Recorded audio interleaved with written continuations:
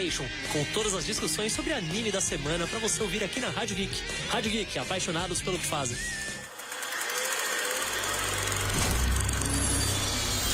Você já pensou em estudar cinema? A hora é agora. O Instituto de Cinema conta com mais de 100 cursos que cabem no seu bolso e na sua rotina. Aprenda sobre direção, fotografia, roteiro, edição e muito mais. Você ainda tem acesso a monitorias especializadas, equipamentos profissionais e produz 2 curtas-metragens prontos para concorrer em festivais. Saiba mais em institutodecinema.com.br. A edição de novembro da revista Mundo dos Super-Heróis já está nas bancas com informações sobre o futuro do filme da Viúva Negra. Saiba o que esperar da trama, conheça a trajetória da viúva nos quadrinhos e acompanhe a evolução do visual da personagem em cards colecionáveis. E mais, informações sobre o seriado Watchmen, easter eggs do filme Coringa e novidades sobre muitos quadrinhos. Já nas bancas. Olá, eu sou o André Fauri. Vim aqui contar uma notícia muito legal pra você. Você gosta de jogos? Você trabalha com jogos? Ou você já pensou em trabalhar com jogos? Está disponível o meu novo curso Lucre com Games. Todas as dicas e truques que você precisa saber para fazer dinheiro com um jogo digital. O curso é dividido em 4 módulos. Introdução, jogos premium e jogos free to play.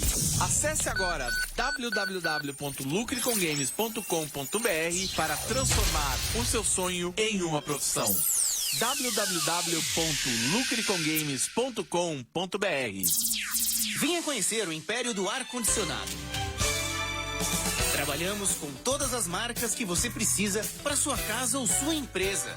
Acesse imperiodoar.com.br e peça um orçamento através do e-mail imperiodoarcondicionado@yahoo.com.br ou pelo WhatsApp do 11 94036 6603.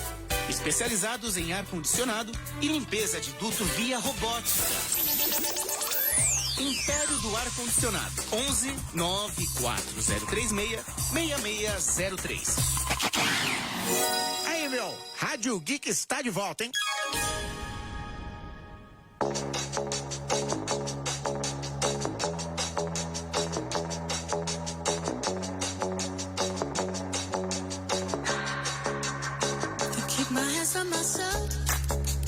Boa noite. Hoje, 6 de novembro de 2019, estamos iniciando o nosso primeiro programa da segunda temporada de Vem Tomar um Vinho. Estamos gravando aqui no estúdio da Rádio Geek e aproveitando para pedir para vocês nos acompanharem através das nossas mídias, através do Facebook, do YouTube e do nosso Instagram, do Vem Tomar um Vinho. Mande suas perguntas, tire suas dúvidas, faça todas as menções que vocês quiserem fazer. E hoje a única coisa que nós não temos é o nosso WhatsApp. A partir da semana que vem a gente traz o nosso WhatsApp para fazer, para rolar o programa aqui direitinho. Mas se vocês quiserem nos contatar através do Facebook, a gente está acompanhando aqui. Façam suas perguntas que a gente passa para os nossos convidados hoje de casa cheia dentro do nosso primeiro programa de retorno. E bom, boa noite, Lisô. Como você está? Como foi depois dessa pausa, essa parada que nós tivemos por aqui? Bom, boa noite, Carlão. Boa noite aos queridos ouvintes da Rádio Geek, do Vem Tomar um Vinho. Bom, satisfação estar de volta aqui no estúdio, aqui nas dependências da Rádio Geek, para novamente seguir com o Vem Tomar um Vinho, nosso projeto aí que a gente tem muito carinho. E hoje estamos aqui, né, nessa primeiro programa da segunda temporada do Vem Tomar um Vinho. Temos convidados ilustres aqui no nosso estúdio, que é o pessoal da banda Asfixia Social. Boa noite a vocês. Normalmente a gente faz uma perguntinha, mas hoje tem muita gente, eu não vou fazer a pergunta que eu faço. Não, você tem que fazer. Eu faço? Tá bom, então eu não vou, vamos manter a tradição, mas conta um pouco, cada um de vocês, quem são vocês e que vocês tocam, qual instrumento vocês tocam e um pouquinho de quem é você? Quem é você? Pode começar. Depois a gente fala do Asfixia. Primeiro vamos às individualidades. Para um ou outro aqui, vamos Eu sou o Marcelo, toco guitarra na Asfixia. Tô acompanhando a Asfixia desde 2009. Eu era antes produtor musical da banda. Acabei entrando pra banda e hoje toco guitarra e faço a produção musical também. Eu sou o Rafael Santos, sou guitarrista da banda, faço alguns vocais também. Tô na banda desde 2008, a banda é de 2007, outubro de 2007. E eu não lembro qual foi o mês que eu entrei, mas foi mais ou menos no primeiro semestre de 2008. E tamo aí na labuta até hoje. Boa noite, eu sou o Leonardo Oliveira, eu toco baixo na Asfixia Social e eu entrei na banda em 2013. Desde lá, tô aí enchendo o saco aí. Isso aí, eu sou o Caneda, boa noite, prazer estar aqui com vocês. Tô na banda desde a formação de 2007, conheço o Rafa desde moleque também. A gente é da região do ABC, Zona Sul de São Paulo. A banda tá então na estrada aí há 12 anos, completando agora em outubro. E, enfim, tenho satisfação de estar aqui com vocês hoje e poder apresentar nesse nosso terceiro disco, nosso novo trabalho, que é o livro-disco, o Sistema de Soma Quebrada Constrói. Temos um exemplar aqui também. É isso aí. Lembrando que tem um integrante que não tá aqui hoje, o nome dele é Rodrigo, baterista. Ele não pôde vir hoje por alguns motivos pessoais dele, mas está representando a gente aqui, a energia positiva lá da casa dele. Grajaú. Lá. Grajaú, Zona Sul. Então é isso, a gente se conhece há muito tempo também, o Rafa e o Léo se conhecem há muito tempo, a gente se conhece há muito tempo, estudamos junto. Marcelo também a gente se conhece há muito tempo e hoje a gente tá aí com a formação da banda, né? Com 2 guitarras, baixo, eu toco trompete e trombone, faço vocais também. Todo mundo canta na banda, o batera é o Rodrigo, tá em casa, tá no Grajaú. Então a gente hoje é um quinteto. E é isso, estamos lançando nosso terceiro disco, que é em formato de livro também. Sistema de soma, né? A quebrada constrói. Exatamente. Só para passar pro ouvinte, Carlão, só rapidamente. Eu acho que a gente tem que escrutinar um pouco mais a questão do livro. Eu acho que a gente vai falar Num próximo bloco? no próximo bloco, que a gente fala bastante. Eu acho que é legal agora a gente falar um pouquinho da banda, afinal são 12 anos de banda. Então assim, vocês não começaram agora, já vem trabalhando. A pegada sempre foi a mesma? Sempre foi essa coisa... Porque assim, acho que vocês podem explicar um pouquinho o que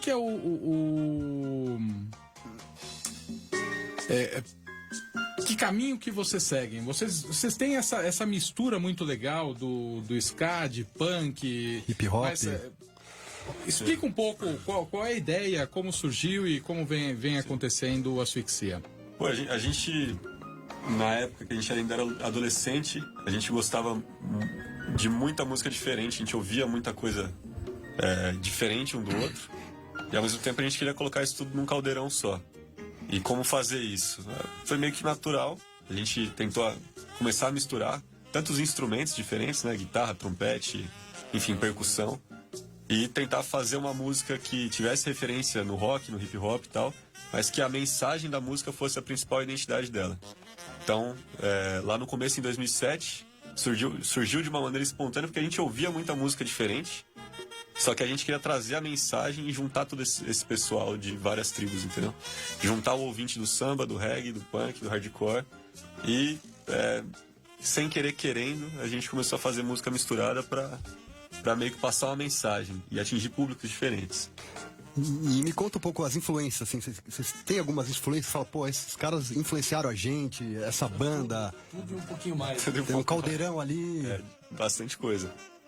Se for falar das influências do começo, eu posso falar por mim, mas cada um tem a sua. Cada um tem a sua, exatamente. Mas... Então, foi justamente isso que ajudou a formar a banda, porque em determinados momentos eu ouvia mais raga, depois mais punk, depois mais hip hop, depois mais música brasileira. Então teve até de formação de capoeira, teve coisa assim que, dependendo da época, a gente ouvia muita coisa diferente. Teve um percussionista que tocava numa banda marcial escocesa. Exatamente. No segundo disco teve a participação desse cara. Percussionista que tocava numa banda tradicional, de música tradicional escocesa. E um cara de uma quebrada, tipo, da Zona Leste, que, tipo, não teria contato com a música escocesa, vamos dizer assim, naturalmente. O cara natural da quebrada mesmo, e ele teve contato com isso a partir da referência dele, que era de música brasileira e africana mesmo. Então, assim, sempre foi um universo de muita música diversa. Muito estudo, trazendo diferentes ideias, diferentes... E talvez nem tanto estudo no começo, era muito espontâneo mesmo. A gente ouvia muita coisa e... Não queria deixa de ser estudo. Claro, deixa de ser estudo. Você ficar ouvindo, você pegar a influência, você trazer, você tem que trabalhar dessa forma. Isso foi natural, assim, não foi uma coisa sistematizada, isso eu quero dizer. Foi uma coisa que a gente, vamos fazer assim. A gente foi fazendo. Meio no feeling também. Foi meio na verdade, a sistematização é não ter método. Então, assim, a gente costuma ouvir música, mas não tem um protocolo. A gente vai ouvir tal música. A gente senta e ouve.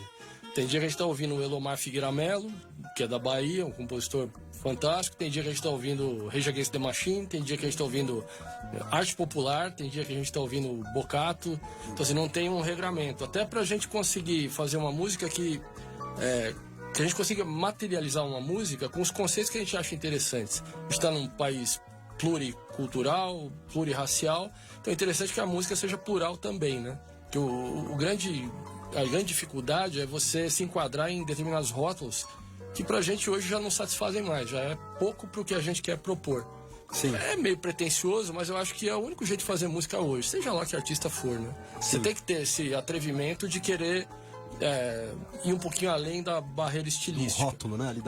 Porque não cabe mais, né? Se você ouve 10 estilos diferentes de música, como é que você vai fazer um determinado? Não tem como. Você não consegue. E era uma forma de dar vazão também pro que a gente produzia, porque eu escrevia muita coisa que tinha a ver com um estilo, mas tinha a ver com o outro também. E aí eu ia ter que montar uma banda para cada coisa que eu fosse fazer, se fosse segmentar por estilo. Eu ia ter que montar uma banda de reggae, uma de rock, uma de rap, uma de... Enfim. E aí a gente decidiu juntar tudo isso mesmo, tanto instrumentalmente, mas principalmente para passar uma mensagem. Acho que a mensagem é... Muita gente teve dificuldade, falou assim, qual que é a identidade do Asfixia? Vocês não são do rock, vocês não são do rap. Muita gente falava, é rock demais pro rap, é rap demais pro rock. No começo tinha esse lance.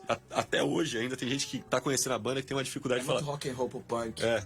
Tem uma dificuldade de enquadrar a banda. Sim. E muitas vezes o jornalista, a gente já até ouviu isso de outros jornalistas, fala assim, mas a gente quer enquadrar vocês, porque fica mais fácil pro leitor entender, ou o ouvinte entender. Mas vocês não querem ser enquadrados, né? E a gente criou o nosso próprio enquadramento nesse sentido. Não é pra ficar fácil. Exato. Exatamente. Uma coisa que eu achei muito bacana é a pegada ska que vocês têm. Dentro ali, você tá ali num punk, uma coisa mais assim, de repente entra o ska e você faz uma...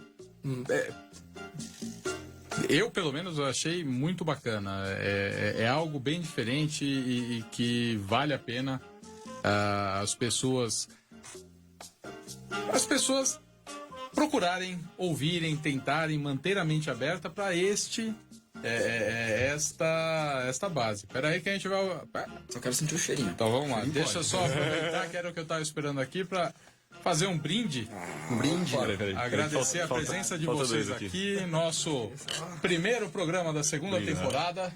Saúde, sucesso, progresso. Também um brinde ao nosso, né? Nosso novo saiu livro. do forno faz pouquíssimo tempo aqui o Sistema de Soma, Quebrar, Constrói, né? Faz então também um brinde alguns dias. ao Não, eu nosso não bebo, então especialmente aqui vou provar o vinho com vocês. Não vai sobrar. Se acontecer de eu ficar embriagado aqui, a culpa é de vocês. Se tiver, tem gente lá fora que já tá de olho ali, babando também pra... Agora me explica, o que eu tô tomando aqui?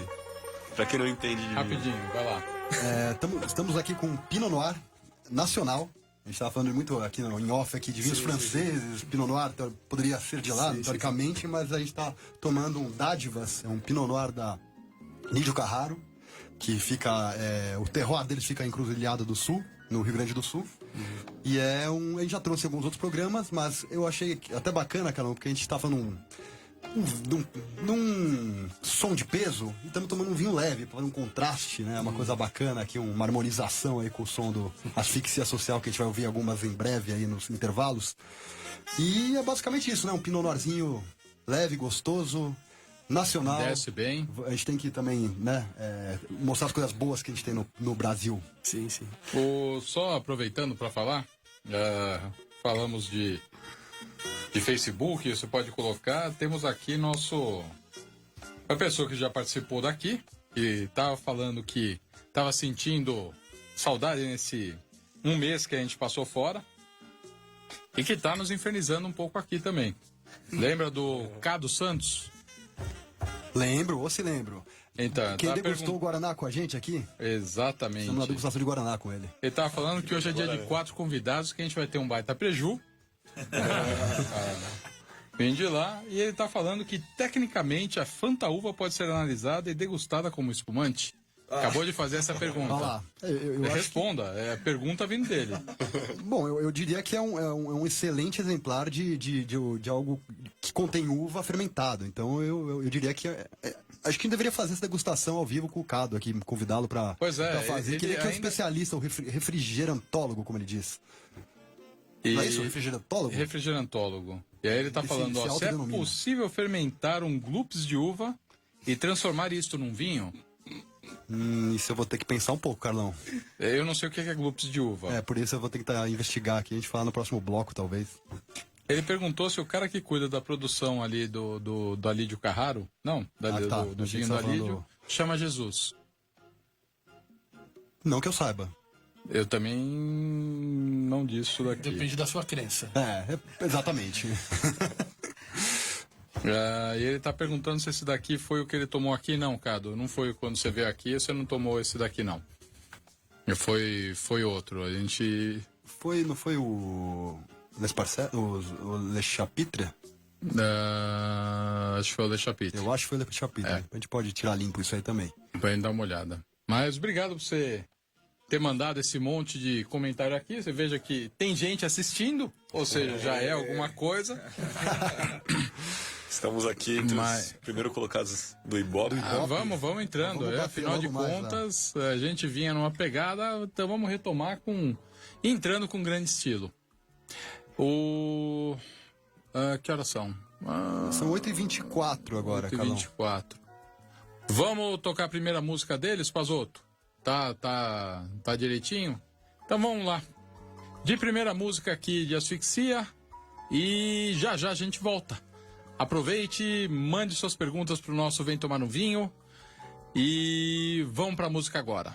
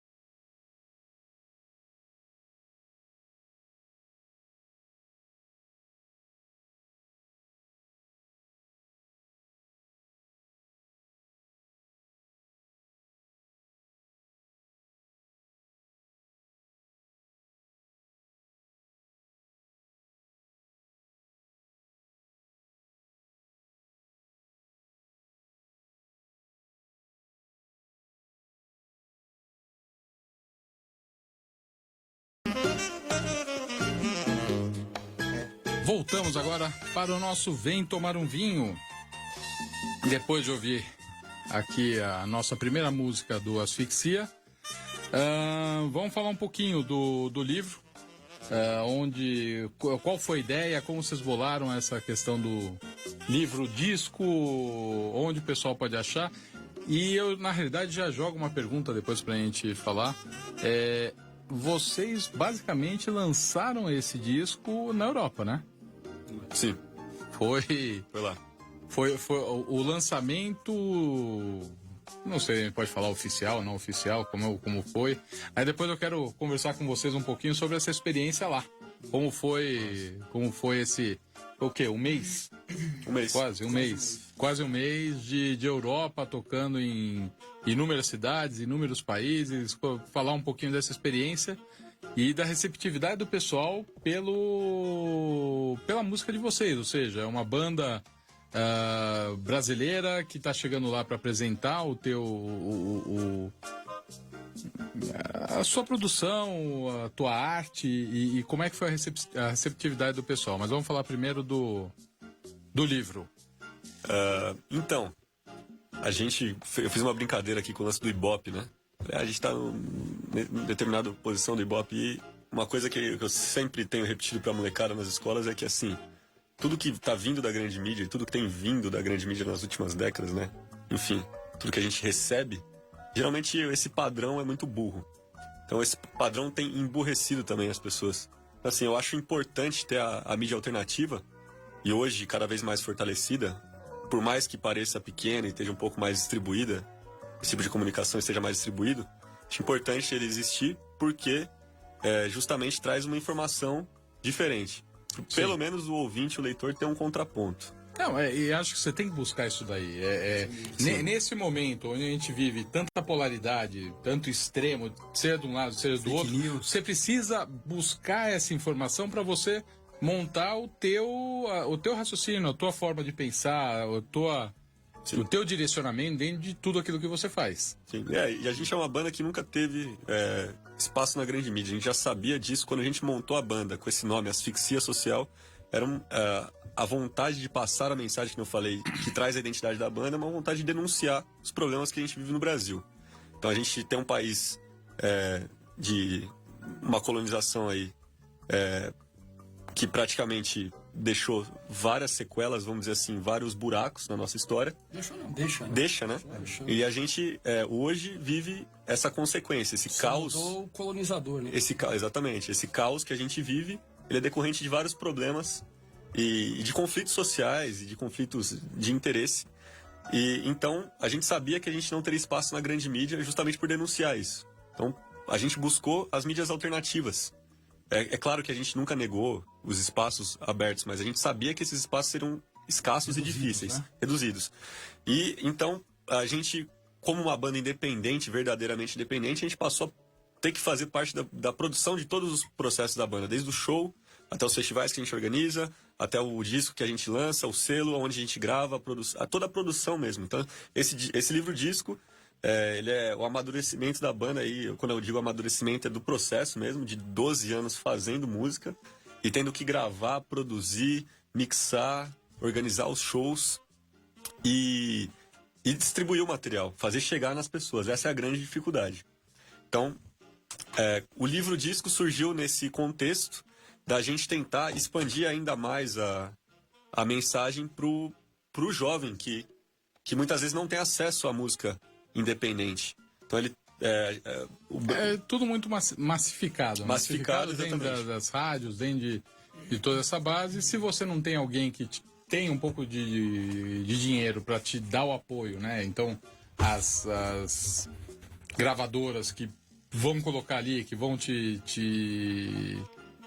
impulsionar, né? Impulsionar, que seja impulsionar, mas que seja levar a tua demo para, toca aqui, ver que legal, descobrir quem são vocês e o que é essa parte do alternativo para justamente como você está falando, Granete, o pessoal pensar para abrir um pouco mais os horizontes de quem efetivamente quer buscar esses novos horizontes. Sim, e o livro, ele surgiu de uma proposta da banda de valorizar a poesia e a mensagem, justamente. Porque a gente já tinha lançado 2 CDs.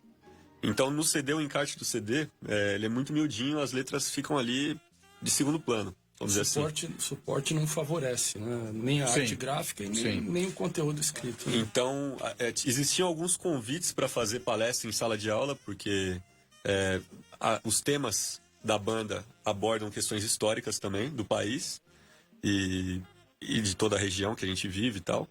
Então, existiam uns convites para ir para as escolas fazer uma palestra, um debate, uma discussão, apresentar para a molecada alguma coisa relacionada e até despertar o interesse deles, porque a escola também tem vamos dizer assim, um padrão antigo. Então, não se comunica direito com o jovem. Então, a banda sempre teve esse convite de estar na ligação com o jovem ali para passar algum tipo de informação. E a gente surgiu com a ideia do livro justamente para valorizar a poesia e trazer para a molecada que poesia e literatura não é uma coisa tão distante assim da nossa realidade. Porque eu mesmo não frequentava tanto a biblioteca da minha escola. Nunca tive interesse tanto por leitura, não cresci nesse ambiente, talvez. Mas não é questão, são poucos lugares que favorecem esse... Exatamente. A nossa estrutura é essa, você vai, você decora, você faz tua prova e parte para a próxima. Se você aprendeu, se você não aprendeu, se você se interessou ou não... E o equipamento público não é tão público assim, né? Você entra numa escola, parece que você está entrando num bunker, né? Tudo fechado e os lugares onde as coisas ficam guardadas mesmo, né? Porque tem que proteger aquilo, não pode ser depredado, não pode ser... E a maioria das crianças acaba não tendo acesso a isso daí, né? Fica tudo muito protegido e tal. Quando você tem um professor ou outro que é meio altruísta e tenta fazer alguma coisa legal, a coisa rola. Mas quando você não tem esses brilhantes... incentivadores, a coisa não rola, né? Da curva, né? Vamos dizer, aquele cara que sai da lata um pouquinho ali. Tem uma porção, mas não dá pra dizer que são todos, né? E um dia no Farol, em Diadema, a gente tem uma Kombi toda grafitada e tal. Um maninho que vende bala no Farol, o nome dele é Lucas, salve Lucas. Ele vendia bala no Farol, ele viu a Kombi e tal, a gente começou a trocar ideia a partir dali. E tudo por meio da música. Então, assim, eu despertei o interesse pela literatura por meio da música, ouvindo artistas que faziam referências em suas músicas e automaticamente as letras são poesias, né? Então, eu despertei meu interesse assim ali, na conexão com esse maninho no Farol. A gente trocou ideia um dia, ele pediu um CD e ele falou, pô, eu quero vender seu CD um dia no Farol, porque eu fico indignado. E ele escreve também, eu falei, pô, você tem que vender suas poesias também, você tem que escrever também, você tem que levar isso adiante. Ele falou, eu fico indignado do quanto as pessoas, antes de eu oferecer alguma coisa, as pessoas já dizerem não, porque eles já automaticamente o cara já pensa que eu estou vendendo alguma coisa. E ele podia estar pedindo alguma coisa. Então ele podia estar oferecendo qualquer coisa e as pessoas automaticamente fecham o vidro e dizem não, né? Então essa violência urbana que a gente vive, que não falo só da violência física, né? A violência e o não corporal já está impregnado nas pessoas. Isso é parte do não, né? É o não. Isso é parte do não. E aí ele falou isso pra mim naquele dia. Tinha acabado de acontecer algum convite pra eu ir numa sala de aula. Aí eu despertei pra ideia, porque eu tava pensando em como fazer isso. E aí eu falei, pô, eu quero envolver a molecada na produção do disco, porque a gente já tinha algumas músicas prontas, entre aspas, né? Mas a gente queria coletivizar esse trabalho. E nada mais justo que coletivizar isso com o jovem que tá fora desse universo da música underground, principalmente hoje, porque a gente tem uma cultura que veio dos anos... muito forte nos anos 70, 80, 90, de frequentar os shows enfim, que nem era a minha época, mas eu peguei ainda resquício disso. Sumiu nos anos 2000? E aí, com a internet, com esse lance de não estar presente, de só usar o virtual para meio que compensar isso, as pessoas se afastaram. Então a rede social acabou... a rede social e a internet, né? Acabou divulgando muita coisa, mas fazendo com que as pessoas esvaziassem os lugares. E muita informação, muito lixo informativo, misturando, né? Vamos dizer assim, fazendo com que uma enxurrada encha o copo de água ali que você tem. Então, assim, fazendo com que todo esse lixo informativo dilua a informação que verdadeiramente tem algum fica mais sentido. Escondida. Fica escondida. Não só lixo, né? Tem coisa muito boa, mas para você encontrar no meio da bagunça toda, não existe um critério, não tem como procurar. Você não tem né? como prospectar. Então, e é tanta informação, a gente vive na era da informação, né? Mas o critério da informação, ele meio que se perdeu. Então, tem muita informação de coisas desconexas e muitas vezes poluindo uma informação que valeria a pena. Então, assim, é bom no sentido da democratização, entre aspas, mas existem os filtros que não são democráticos e existe muita informação que está ali para poluir e disfarçar o assunto que realmente merece atenção. Então, o livro surge nesse contexto, o maninho do Farol de Diadema me deu essa letra no sentido desse toque, né? E aí eu fui para a sala de aula já, com a ideia na mente de falar para a rapaziada, vamos interpretar comigo isso aqui, me ajuda a escrever sobre isso. Então, esses alunos foram convidados a ilustrar as poesias Isso tudo a gente foi, né, fazendo ao longo de 3 anos, em mais de 12 escolas de São Paulo, em que eu tive contato permanente com os alunos, de estar ali, de estar trocando ideia. Alguns se aproximaram mais, outras escolas nem tanto. Mas, enfim, a gente foi construindo uma relação. E aí, ao longo desses 3 anos, a gente juntou um material que tinha mais de 1.000 alunos participando disso.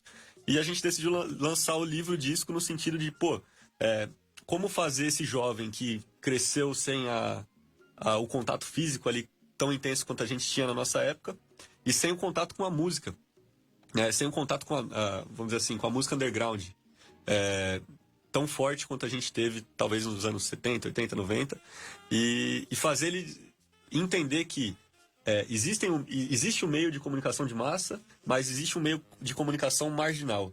Então, da mesma forma que pra gente, isso a gente construiu junto, né?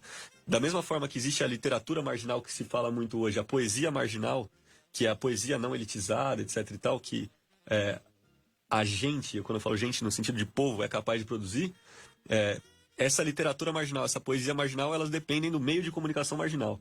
E o meio de comunicação marginal somos nós, enquanto banda, e o ouvinte que tem vamos dizer assim, tem um interesse nesse despertar de buscar informação crítica, de entender um pouco melhor que além da informação massiva, existe uma informação que vai além, ele pode se aprofundar naquilo, saca?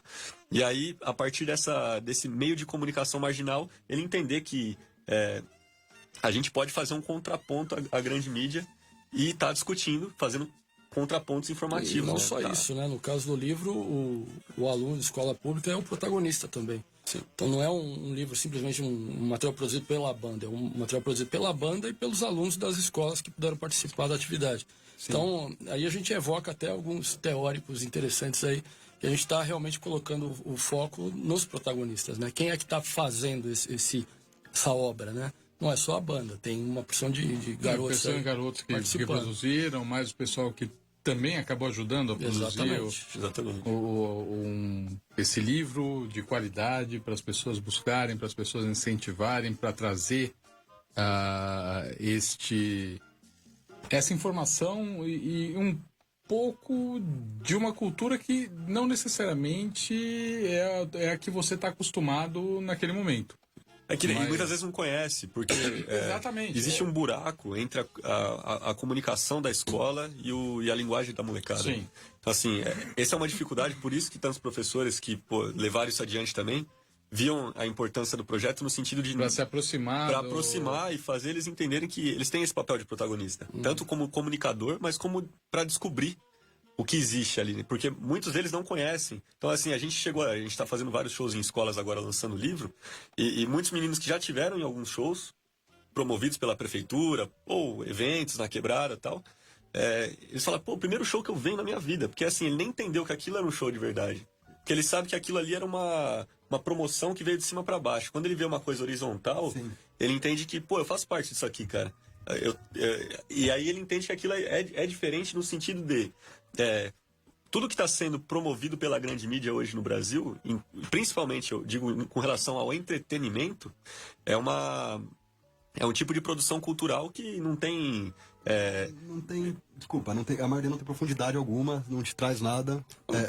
Pelo menos não há contrastes, né? Exatamente. Não dá para fazer uma crítica tão intensa, porque a gente teria que se estender muito nisso. Mas assim, não há contraste. Se você pegar a grande mídia, é uma voz em uníssono, dizendo a mesma coisa o tempo inteiro. Em termos de estilo musical, existe um estilo dominante, o resto é tudo subordinado. Quando quem manda resolve mudar, muda tudo. E quem está orbitando fica quietinho. E é macro, né? Não é só no Brasil. Você vê que é uma tendência no mundo. Então, assim, a indústria cultural, hoje no mundo, ela segue meio que um padrão. E aí...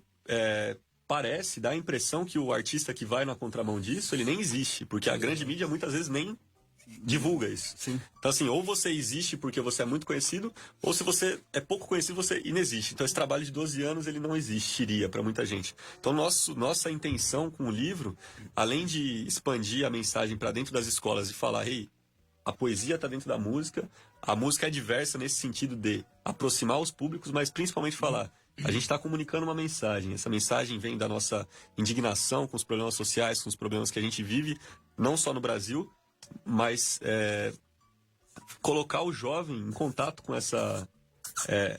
com a cultura de rua, com o underground e tal, e mostrar a reflexão, né? Sim, o espírito crítico, né? Exatamente. E colocar que, enquanto comunicador, enquanto artista, enfim, essas culturas que a gente cita como cultura de rua, mas a cultura hip hop, o rap, o punk e as contraculturas, elas sempre tiveram um questionamento como base de seus movimentos, né? E colocar aqui o jovem, ele pode questionar os padrões, que esses padrões muitas vezes eles não são o que o certo tido pela sociedade, muitas vezes é o errado, saca? Que esses padrões, muitas vezes, eles são burros. Que é pelo menos discutível, né? É pelo menos discutível. Exatamente. Você tem que levantar isso daí. Né? Exatamente. Opção. É certo para um, errado para outro, mas... Exatamente. Agora, como é que foi ver isso, por exemplo, essa parte do movimento underground lá na Europa? Tem uma outra abertura, uma outra receptividade, eles já estão mais acostumados. Vocês tocaram na Inglaterra, onde você tem essa coisa ainda, imagino eu, nunca fui para lá para ver o punk, para ver, mas essa coisa, a meu modo de ver, é ainda muito forte, muito presente, com essa parte um pouco mais underground. Como é que foi isso para vocês? Como é que foi essa receptividade? Né? É muito diferente a abordagem, mas também a gente não pode querer traçar um paralelo. Não, acho que não é nem a questão do traçar, mas é apresentar até para as pessoas que estão escutando a gente, entender como foi a experiência para vocês, essa receptividade deles, como é que foi a mensagem que eles puderam passar do que vocês têm que trazer para cá e como adaptar esta experiência aqui à nossa realidade aqui no Brasil. Eu acho que a principal diferença é que você vê que a variável tempo tem que ser considerada, né? Eles têm uma história um pouco, bem mais comprida que a nossa. Sim, bem maior. Então, assim, eles são zelosos do que é deles, mas eles são abertos ao que não é deles, né? Eles escutam muito e recebem de uma outra maneira. Eu, até talvez por não precisar se autoafirmar ou marcar posição em determinadas coisas que a gente ainda está conquistando, evoluindo ou conquistando, para eles é mais fácil te ouvir e querer saber detalhadamente como é que você faz, qual que é o seu papel. Então, assim, uma coisa que o Caneda estava falando, que despertou muita curiosidade lá, é o papel da banda mesmo nessa produção cultural. Por exemplo, dentro de uma escola, a gente ocupa um outro espaço. Dentro da escola, a gente não é o artista. A gente virou uma ferramenta pedagógica. Então, assim, é um jeito de você contagiar o público-alvo, que é o aluno, com outro ferramental. Então, o professor tinha um elemento novo para trabalhar esse tipo de interação, que não é uma coisa habitual dentro da escola. Em geral, dentro da escola, você tem um protocolo repetitivo, né? Aquela coisa mais do então, mesmo. Você entra com uma banda de rock, monta um PA, leva um livro que foi publicado por alunos iguais àqueles alunos que vão ver o show. Você está entrando com uma ferramenta nova. Então, para o educador, isso daí é uma munição nova, entendeu? Sim. E para o europeu, observar isso é interessante, porque isso é uma coisa que eles já experimentaram de alguma forma. E eles sabem que, em alguma medida, aqui é diferente, né? A gente ainda está nessa diferente. Desenvolvendo, né? Como se diz. E talvez o que ficou mais interessante para eles é a forma, a vontade que a gente lida com o contraste cultural. Então, assim, a gente trabalha com diversos estilos musicais, de diversos estilos diferentes, e que muitas vezes são rejeitados de um para o outro, mas pra gente é natural. Pra gente é natural, por exemplo, pegar o Bocato, que trabalhou com Elis Regina, Milton Nascimento, Placa Luminosa, e colocar para tocar metais no ska, que não é o métier dele. Mas ele toca com habilidade, não tem problema nenhum, e pra gente é um prazer ter um cara com essa experiência com a gente. Então, isso, para eles, é muito agradável, né? Colocar um coral de crianças cantando um refrão, sendo que a única experiência que eles tiveram com música foi na condição de ouvinte. Aqui não, aqui eles são o coro da música. Então, na música, o coro, o back vocal, quem faz são as crianças da escola. Então, para o europeu, isso é interessante. É uma experiência que para eles não é contemporânea. Eles não estão vivendo isso agora. Eles já talvez tenham passado por esse estágio em outra condição. Né? Eles tiveram 2 grandes guerras. Então, para eles é muito interessante e por em decorrência disso, a gente foi muito bem recebido. Né? É muito diferente a reação do público lá para a reação do público aqui. Mas eu não saberia especificar... Até porque você tem um público maior lá, mais interessado por coisas novas e que vai atrás dessas coisas novas do que aqui, né? Então, mas é uma coisa que eu observo da seguinte forma. O brasileiro, o brasileiro, o latino-americano, enfim, ele trabalha muito mais que o europeu. Ele trabalha de segunda a sexta, ele não tem tempo para de segunda-feira à noite, terça-feira à noite, sair do trampo e ir ali num bar e ver um show. A maioria mesmo não trabalha só de segunda a sexta. Não, tudo bem, mas eu digo assim, o fim de semana do cidadão brasileiro, ele tira o lazer dele, entre aspas, o descanso dele, é de fim de semana, né? Sábado ou domingo. Tem o ditado que quem descansa carrega pedra, né? Aqui no fim de semana você enche laje, né? Então, mas aí que tá. O europeu, de segunda-feira, ele tá presente no show. O brasileiro, 4 horas da tarde ele tá no pub. Entendeu? Né, Cara, ali a jornada acaba mais cedo.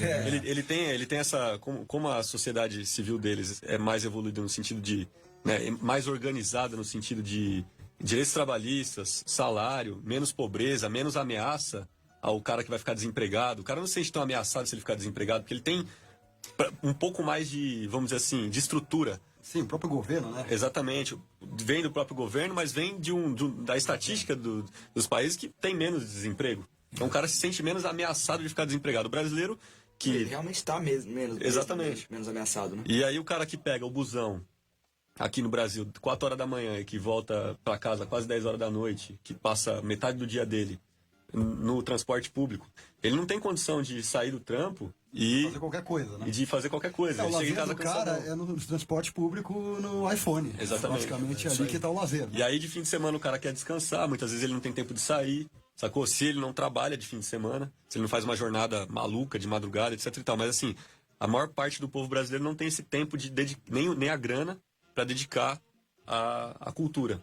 Ou ao entretenimento real, né? Assim, fora do Netflix. O crescimento pessoal mesmo. Exatamente. Porque às vezes as pessoas confundem umas coisas, né? Eu acho que quando a gente fala, na Europa é diferente, o pessoal tem mais tempo livre e tal.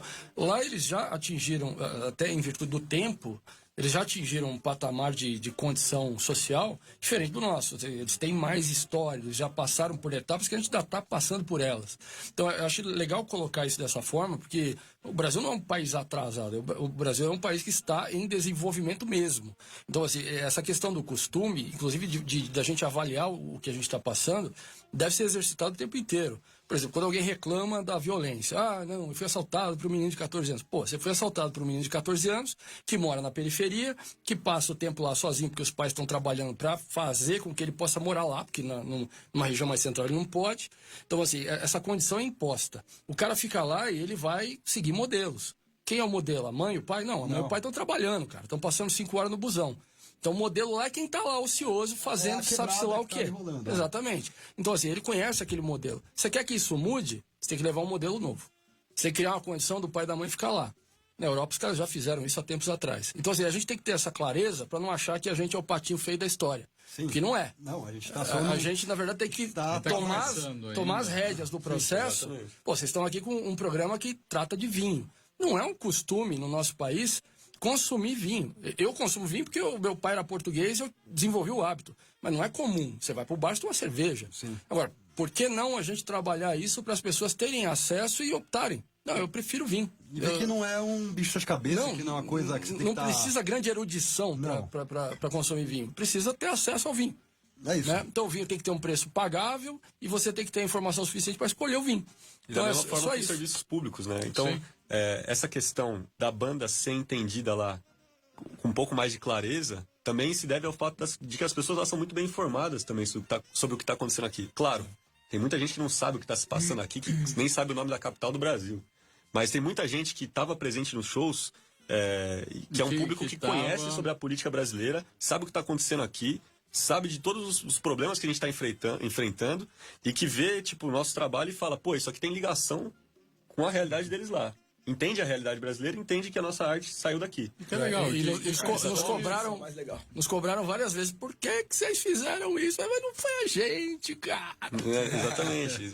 E aí, a gente entender que o público de lá muitas vezes tem esse tempo para se dedicar à cultura, né? Aí a um show, 7 horas da noite, lá eles têm, na maior parte dos países, eles têm esse costume de que o show acontece mais cedo, justamente porque o cara sai do trabalho, frequenta o show de semana. Ele já sai direto do trabalho, frequenta o show, toma uma cerveja, tal, assiste um show, troca uma ideia e vai pra casa do Os shows são bem mais tarde, é verdade. Eles pegam os shows assim, 10 da noite, né? Começa 11, 10 pra começar. 1 hora da manhã. 11, exato. O horário que as pessoas estão disponíveis. Né? Que daí As o cara... pessoas estão disponíveis às 5 da tarde. Exatamente. O cara que acorda 6 horas da manhã, 5 horas da manhã, 4 horas da manhã, não tem 1 da como. manhã. Exatamente. Vamos só pegar um rápido break pra gente mostrar mais uma música do livro CD e a gente já volta pra bater mais um pouquinho de papo, terminar o nosso primeiro programa da segunda temporada. E estamos aqui direto do estúdio da Rádio Geek, fazendo exatamente aquilo que a gente gosta, batendo um papo com os amigos, tomando um bom vinho.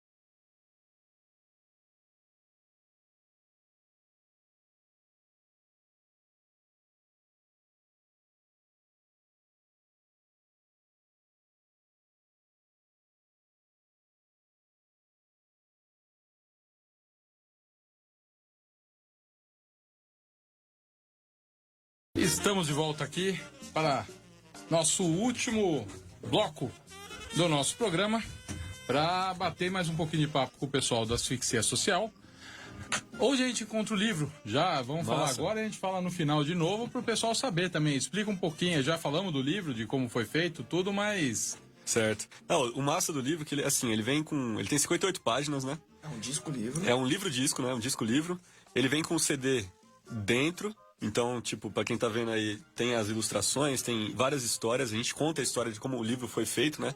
Desde a história do Maninho no Farol, que inspirou a gente a fazer esse trabalho, até vários alunos que a gente trombou nessa caminhada, os que tiveram participando no estúdio com a gente. E os que a gente, enfim, hoje a gente vê sendo artista. O próprio Maninho do Farol hoje aprendeu dentro do circo, ele aprendeu a fazer uma par de coisa legal. Ele tá trabalhando com arte também na rua. Legal. Então, assim, tem toda essa história contada aqui. Além das poesias, né, além das ilustrações, e vem com 10 músicas. As 10 músicas do disco estão aqui. E é importante dizer que, apesar da gente ter composto essas músicas juntos, né, enquanto banda, as poesias a gente escreveu, e depois de várias trocas de ideia, e da ideia aí voltar com a molecada, a gente foi formatando isso. Porque muitas vezes a gente estava falando uma coisa que o Maninho falava, pô, assim, agora eu entendi, desse jeito. A gente falava, pô, assim fica massa, cara. Então a gente foi formatando isso de um jeito que até foi uma construção coletiva mesmo. Por mais que a gente tinha um formato, sofreu muita influência, interferência deles, e a participação deles realmente, tipo assim, enriqueceu o trabalho e deu mais sentido pra isso. Porque a gente justamente estava falando, né?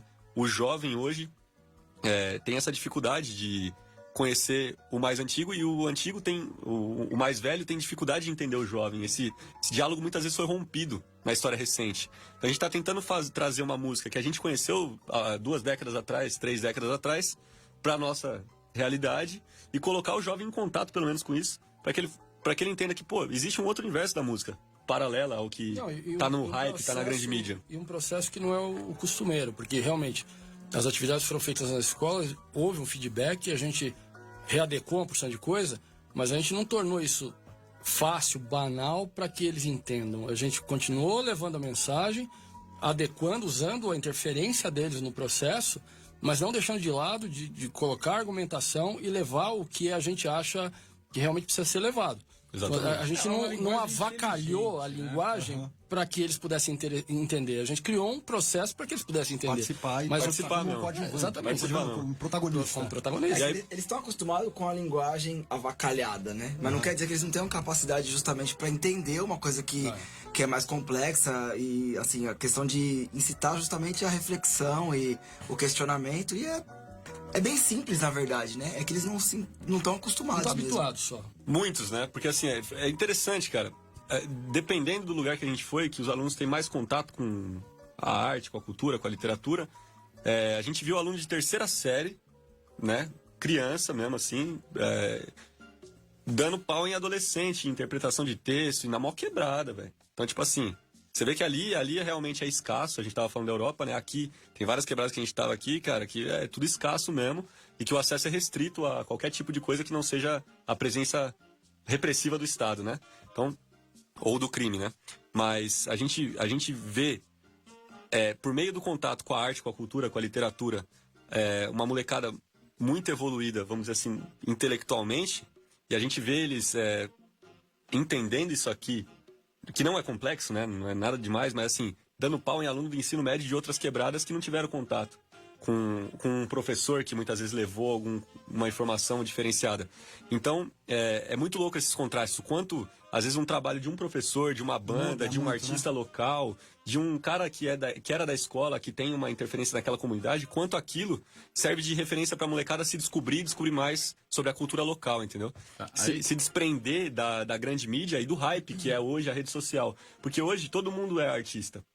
Entre aspas, todo mundo tem seus 5 minutos de fama ali com a sua rede de contatos, e o cara, muitas vezes, a pessoa que está na rede social, muitas vezes ela quer ser a protagonista de tudo que ela não entende, saca? Então ela quer dar opinião, ela quer falar tal, e muitas vezes esse tipo de comportamento tem sabotado, vamos dizer assim, a produção cultural, porque a gente vê tudo... É muito fácil produzir, né?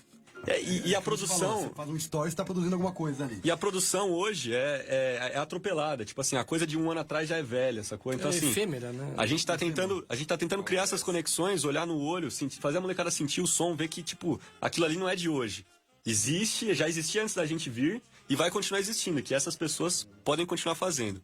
O livro tá custando R$30, certo? A versão física com CD, livro disco. Ele tá à venda pelo site do asfixiasocial.com. Não tem BR. Não tem BR. É asfixiasocial.com. Você também pode adquirir o livro virtual, que é R$ 7,90. Ele vem com as músicas, da mesma forma com PDF para baixar. Mas o livro disco tá R$30 e o frete é grátis. Qual que é o... Free frete, É um cupom, é isso? É um cupom promocional, você entra no site da asfixiasocial.com e você digita lá Free frete, para todo mundo que tá ouvindo aqui a Rádio Geek, e os nossos camaradas e minas e manos aí, podem acessar lá e digitar Free frete, o frete é grátis, então, firmeza. Olá, galera, aproveita aí, tá na né? mão aí, firmeza. E, bom, a gente falou um pouco esse negócio do falta de contato, de que a pessoal esvaziou os shows, mas e aí? Vai ter show?